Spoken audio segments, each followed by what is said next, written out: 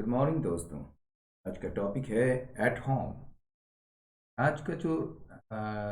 विषय पर चर्चा हुई है उसमें मतलब कोविड-19 की वजह से जो बच्चे अनाथ हुए हैं उसको लेकर है कि उसे कि लाया जाना चाहिए, यानी कि उसकी गोद लिया जाना चाहिए, लेकिन किस परिस्थिति में और कैसे। तो उसी पर जो है आज का ये एडिटोरियल है, देखते हैं क्या कहा जाए।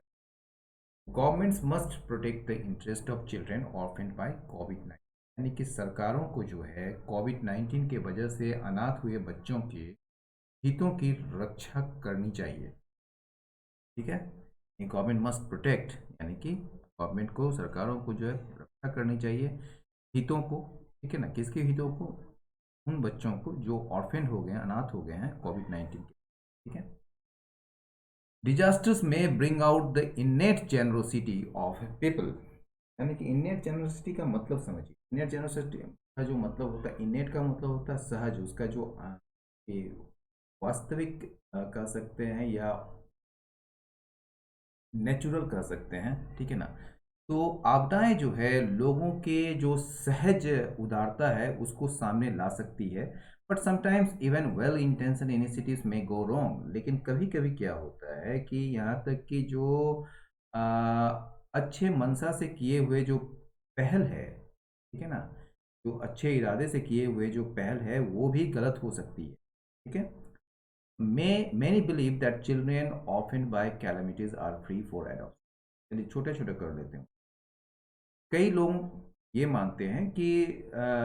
आपदाओं के कारण जो और अनाथ हुए बच्चे जो हैं वो स्वतंत्र हैं एडॉप्शन के लिए, गोद लेने के लिए, and growing with well of adaptive parents. और वेल ऑफ यानी कि जो धनी लोग हैं, जो समृद्ध लोग हैं, और तो ऐसे समृद्ध लोग जो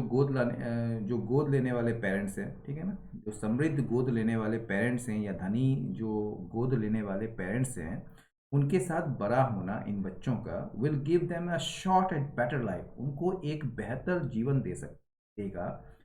इसकी अपेक्षा देन दे कैन गेट, जो उनको प्राप्त हो सकता है या उनको हासिल हो सकता है फ्रॉम इम्पोवरिस्ट सर्वाइविंग रिलेटिव्स, यानी कि जो गरीब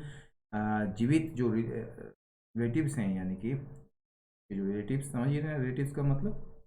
जो संबंधी हैं, उनसे जो ये प्राप्त हो सकता है उनकी लाइफ, उससे बेहतर जीवन उन्हें मिल सकता है, तो वेल ऑफ एडॉप्टिव पेरेंट्स से। ठीक है, However, हालांकि adoption can be an option only when the children's safety and welfare can be ensured। और हालांकि जो एडॉप्शन जो है, यानी कि गोद लेना जो है वो एक ऑप्शन हो सकता है तब ही, ठीक है ना, यानी कि गोद लेना जो है एक विकल्प हो सकता है तब जब व्हेन द चिल्ड्रन सेफ्टी, जब बच्चे की जो सेफ्टी है, जो सुरक्षा है और जो उसका कल्याण है उसको सुनिश्चित किया जा सके। ठीक है, by ordering that no adoption of children orphaned since last year should be permitted, contrary to the Juvenile Justice Act 2015, the Supreme Court has made one more benign intervention to mitigate the fallout of the COVID-19 pandemic। ठीक है, यहाँ तक ये वाक्य, इसको तोड़ लेते हैं। ठीक है, तो आपको पता है कि जब पार्टिसिपल या बाय के बाद जो है आईएनजी का फॉर्म हो, यानी कि प्रीपोजिशन के बाद जो है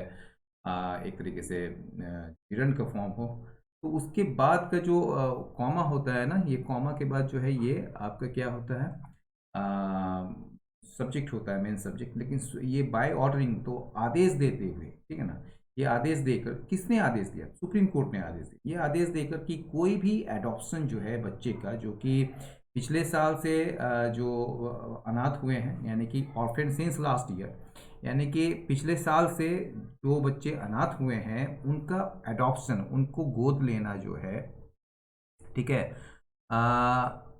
मतलब उनको, उनका गोद लेना जो है वो परमिटेड नहीं होगा, उसकी उसको मतलब कि उसको अनुमति नहीं दी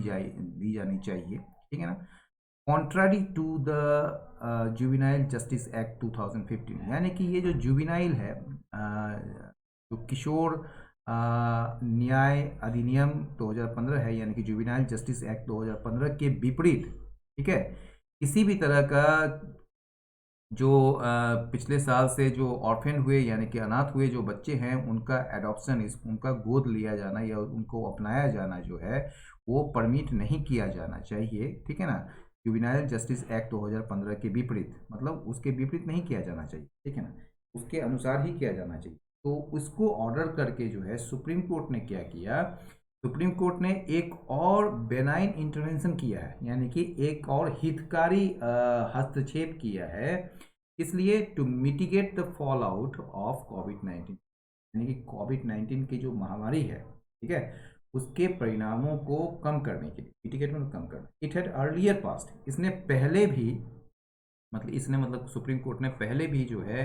विभिन्न आदेश पारित किए हैं या विभिन्न आदेश दिए हैं किस चीज़ को लेकर, on the economic and health aspects of the pandemic, यानी कि महामारी का जो आर्थिक और स्वास्थ्य को लेकर जो पहलू है उस पर जो है इन्होंने कई सारे आदेश दिए हैं या पारित किए हैं। जिसमें शामिल है वे आदेश भी, दोज मतलब ऑर्डर्स, जिसका लक्ष्य है या protection of migrant workers, prisoners and jail staff and the people at large. यानी कि एट लार्ज का मतलब समझिए, एट लार्ज का दो मतलब होता है। एट लार्ज का मतलब होता है जनरली, ठीक है, और एट लार्ज का एक और मतलब होता है भगोड़ा, जो पुलिस से या जस्टिस से भागा हुआ है उसको भगोड़ा भी कहते हैं, ठीक है। तो दोनों मतलब होता है, तो यहाँ पर जो है जनरली के सेंस में किया गया है, ठीक है। तो कहा जा रहा है कि जो माइग्रेंट वर्कर्स हैं यानी कि प्रवासी जो कामगार हैं, प्रिजनर कैदी हैं या जेल स्टाफ हैं, और जो सामान्य लोग हैं, उनकी उनके संरक्षण के लिए जो मतलब कि आदेश दिए गए हैं, मतलब कि उनको लक्ष्य करके, ठीक है, तो वो आदेश भी शामिल है इसमें, ठीक है। When its attention was drawn to advertisements and messages inviting people to adopt children who have lost one or both parents to COVID-19, the court warned that no such adoptions could be permitted without the involvement of the Central Adoption Resource Authority, ठीक है। जब इनका इनका मतलब supreme court का ध्यान आकर्षित किया गया उन एडवर्टीजमेंट्स और मैसेजेस के, और यानी कि वो विज्ञापन और संदेश के की ओर जब इनका ध्यान आकर्षित किया गया, जिसमें लोगों को इनवाइट किया गया है या जिनमें लोगों को जो है आमंत्रित किया गया है कि वो चिल्ड्रन को अपना ले, मतलब कि गोद ले, उन चिल्ड्रन को गोद ले जो एक या दोनों माता पिता जिनकी मतलब कि वो खो चुके हैं कोविड 19 की वजह से, ठीक है ना। तो कोर्ट वार्न, तो कोर्ट ने जो है यानी कि सुप्रीम कोर्ट ने जो है चेताया है, चेतावनी दी है कि इस प्रकार के किसी भी एडॉप्शन, किसी भी गोद लेना की जो बात है वो परमिट नहीं की जा सकती है बिना involvement, without the involvement of central adoption resource authority, यानी कि जो सेंट्रल एडॉप्शन रिसोर्स अथॉरिटी है यानी केंद्रीय दत्तक संसाधन प्राधिकरण जो है, ठीक है ना, उसके मतलब कि इन्वॉल्वमेंट के बिना कोई भी एडॉप्शन, ठीक, कोई भी एडॉप्शन को परमिट नहीं किया जा सकता, ठीक है ना। तो कोर्ट ने ऐसी चेतावनी दी है। It is important that the order is aware to, ये महत्वपूर्ण है कि ये जो ऑर्डर है, ये जो आदेश है, उसका पालन किया जाए, ठीक है, एज पास्ट एक्सपीरियंसेस, क्योंकि क्योंकि जो पहले के जो अनुभव हैं वो बताता है कि that the danger of children falling victim to traffickers, ठीक है ना, under the guise of adoption is ever present. ये जो डेंजर है, जैसे कि पास्ट एक्सपीरियंसेस बताता है कि ये जो खतरा है ना, बच्चे का शिकार हो, बच्चे का मतलब कि शिकार होना, किस मतलब किस ट्रैफिकर्स का शिकार होना, यानी ट्रैफिकर्स कौन होते हैं, जो क्या करते हैं, मतलब अवैध व्यापार कर जो करते हैं बच्चों का, तो उन ट्रैफिकर्स का जो ये बच्चे जो है शिकार होने का जो खतरा है, ठीक है ना, under the guise of adoption, मतलब कि गोद लेने के आड़ में, ठीक है ना, तो गोद लेने के आड़ में ट्रैफिकर्स का शिकार जो बच्चे हो रहे हैं, तो उसका जो खतरा है ना वो हमेशा से मौजूद है, ठीक है। डेंजर के साथ ईज लग गया, ठीक है। ये इसका डेंजर किस चीज़ का, ये बता रहा है डेंजर चिल्ड्रेन के विक्टिम होने का, मतलब कि वो शिकार होने का ट्रैफिकर्स का, जो कि गाइज ऑफ एडॉप्शन के तहत दिया जाता है, यानी कि एडॉप्शन के आड़ में ये किया जाता है, ठीक है। और ये जो है अपने आप में एवर प्रेजेंट है, ये डेंजर जो है हमेशा से प्रेजेंट रहा है, ठीक है। Even when they reach the hands of genuine adaptive parents, यहाँ तक कि वे जो हैं जेन्युइन, जेन्युइन मतलब कि जो जेन्युइन होते हैं, ठीक है ना, तो जेन्युइन एडॉप्टिव पेरेंट्स यानी कि जो जेन्युइन मतलब कि एक तरीके से कि जो सचमुच का जो एडॉप्टिव पेरेंट्स हैं, जो गोद लेने वाले पेरेंट्स हैं, उनके हाथों में भी जब जब वे पहुंचते हैं तो एक संभावना ये रहती है, there is a possibility that they will be uprooted, कि वे जो है अपने अपरूट हो जाएंगे, अपरूट मतलब उखड़ जाएंगे, एक तरह से अलग थलग हो जाएंगे, किस चीज़ से, out of their social and cultural milieu, मतलब अपने सामाजिक और सांस्कृतिक परिवेश से वो अलग थलग हो जाएंगे थ्रू इंटर कंट्री एडॉप्शन, यानी कि जब अंतर्देशीय मतलब कि मान लीजिए इंडिया में हो रहा है, तो अगर कोई पाकिस्तान या फिर यूएसए में उसको एडॉप्ट कोई बच्चा कोई व्यक्ति करता है, तो वो अपने सोशल और कल्चरल मिलियू से जो है वो अलग थलग हो जाएगा, उससे अपरूटेड हो जाएगा, ठीक है ना। तो कहा जा रहा है कि इसलिए जो है एक ऑप्शन होना चाहिए कि वो जो है बड़ा हो, ठीक है, उस रिलेटिव के साथ या उस एडॉप्टिव पेरेंट के साथ जो उसके आसपास है, ठीक है ना। तो ऐसे ऑप्शंस की तलाश होनी चाहिए, मतलब कि without the option being explored, मतलब कि बिना जो विकल्प है, विकल्प किस चीज़ का, कि वो जो है आसपास जो है अपने रिलेटिव या अपने एडॉप्टिव पेरेंट्स के साथ बड़े होने का या बड़े होने का जो विकल्प है उसको बिना तलाशे हुए, ठीक है ना। तो ये चीज़ नहीं होना चाहिए, कि ये चीज़ पहले तलाश की जानी चाहिए कि वो अपने आसपास के रिलेटिव्स या आसपास के एडॉप्टिव पेरेंट्स के साथ वो ग्रो अप करे, न कि वो जो है किसी और देश में उसको भेज दिया जाए, ठीक है। तो वही चीज़ कहा जा रहा है कि जब वे जेन्युइन एडॉप्टिव पेरेंट्स के पास पहुंचते हैं तो एक पॉसिबिलिटी होती है कि वो अलग थलग हो जाएंगे अपने सोशल और कल्चरल मिलियू से, इसके माध्यम से, थ्रू इंटर कंट्री एडॉप्शन के माध्यम से। जब उसमें जो है कोई ऑप्शंस, कोई विकल्प आप नहीं तलाशते हैं कि वो ग्रो अप करे अपने रिलेटिव या एडॉप्टिव पेरेंट्स जो कि उसके आसपास हो, क्लोजर होम हो, ठीक है। मैनी मे रिकॉल, कई लोगों को याद हो सकता है, कई लोग याद कर सकते हैं that following the December 2004 tsunami, यानी कि 2004 का जो सुनामी आया था दिसंबर में,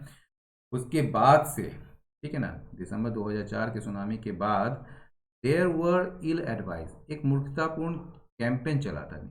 एक मूर्खतापूर्ण, एक अविवेची, एक नासमझ अभियान चला था, जिसमें आग्रह किया गया था लोगों को कि वो बच्चे को अपनाए जो मतलब कि ऑर्फेन हो गए हैं, रेंडर मतलब कि हो गए हैं, कॉज्ड ऑफन, जिसके वजह से हो जाना किसी चीज़ का मतलब कि, तो ये सुनामी की वजह से जो रेंडर्ड ऑर्फेंस, ठीक है ना, तो उन बच्चों को अपनाए जो अनाथ हो गए हैं, कहाँ पर, इन सेवरल एशियन कंट्रीज, कई जो एशियन कंट्रीज हैं वहाँ पर, ठीक है। It took a while for some affected countries to wake up to the reality, ये कुछ समय लगा इन मतलब कि ये जो कुछ अफेक्टेड कंट्रीज हैं, ये जो प्रभावित जो देश हैं, उसको इस रियलिटीज से अवगत होने के लिए, to wake up to the reality, तो इस रियलिटी से, इस सच्चाई से अवगत होने के लिए कुछ जो प्रभावित राज्य हैं उनको कुछ समय लगा, took a while, that lax enforcement, मतलब ढीला ढाला प्रवर्तन या ढीला ढाला लागू किया जाना एडॉप्शन रूल्स को, उसके वजह से क्या हुआ होगा, may have led to child trafficking in some cases, कुछ मामलों में जो है बच्चों की तस्करी हुई होगी, हम, ठीक है, इसकी वजह से हुआ होगा, ठीक है ना, may have led to child trafficking in some cases in the present situation.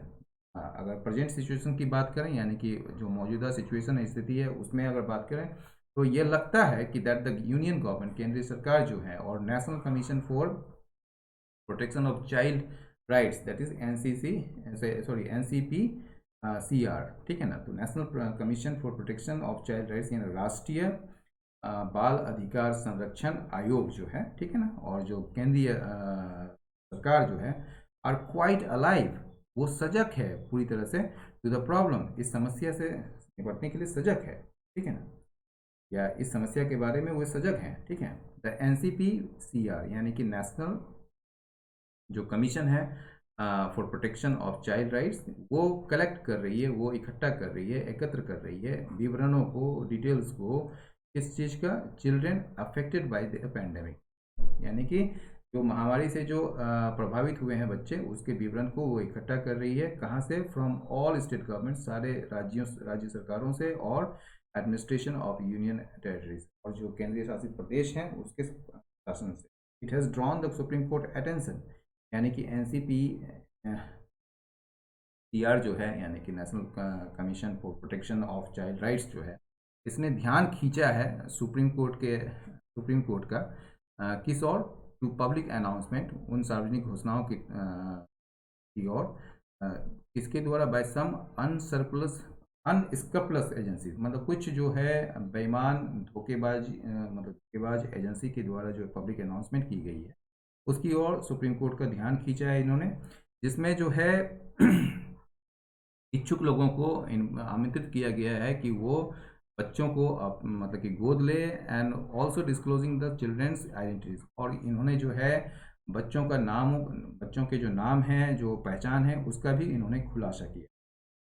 The court's order asking all authorities to prevent illegal adoptions and fund collections in the names of the affected children came in response to ये जो court का जो आदेश जो है ना, जिसमें सारे authorities को कहा गया है, सारे अधिकारियों को कहा गया है कि वो इलीगल एडॉप्शन, यानी कि अवैध रूप से गोद लेना और फंड कलेक्शन और धन एकत्रित करना in the names of the affected children, यानी कि प्रभावित बच्चों के नाम पर ये जो इलीगल एडॉप्शंस और फंड कलेक्शंस को रोकने के लिए जो कहा गया है सारे ऑथोरिटीज़ को, तो यह जो ऑर्डर आया है इसी के जवाब में आया है, केम इन रिस्पॉन्स टू दी, ठीक है ना। The court has also passed orders for the continuance of children's education, court ने जो है, यानी अदालत ने जो है, उन्होंने यह भी आदेश पारित किया है किसके लिए? For the continuance of the children's education, यानी कि बच्चों की शिक्षा को जारी रखने के लिए और